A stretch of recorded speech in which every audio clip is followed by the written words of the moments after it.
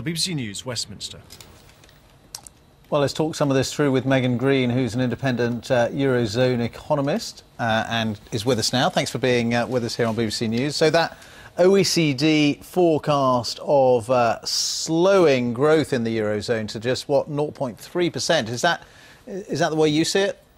No, I think that's probably still optimistic. I've just downgraded our forecasts to a slight recession next year, actually, in the Eurozone, with France and Germany largely stagnating next year, but most of the periphery all contracting.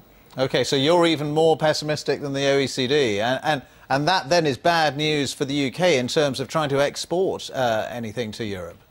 Yeah, that's absolutely right. People keep asking me in the UK why they should care about this entire euro crisis. But the UK is trying to stage its economic recovery on the back of rebalancing its economy away from financial services towards exports. And overwhelmingly, most of the UK exports go to the Eurozone. So if the Eurozone's contracting, that's bad news for the UK. And is that kind of pessimistic prognosis, is that inevitable? Is there anything that the Eurozone leaders can do to try and make things better? I mean, I know the OECD are saying that the G20 summit coming up soon really needs to get a grip and do something pretty radical. That's right. It's not inevitable necessarily, but it's most likely. I mean, certainly if the ECB were to cut rates really aggressively, if the euro were to depreciate significantly, so it reached parity with the US dollar, for example, if the core countries, Germany in particular, were willing to actually implement some fiscal stimulus measures and still continuing with austerity, all of that could support growth in the Eurozone, but each of those measures is extremely unlikely.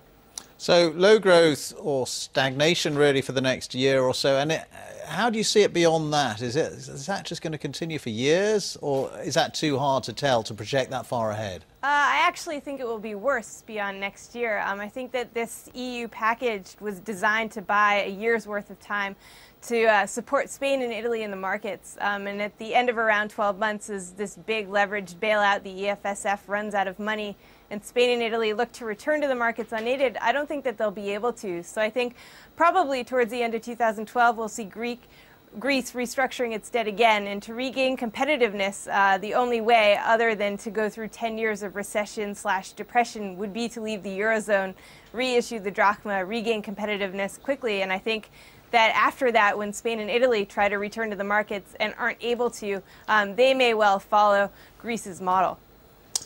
Right. Well, pretty grim prognosis. Thank you very much for being with us. That's Greene, independent Eurozone economist. Thank you. Now, a new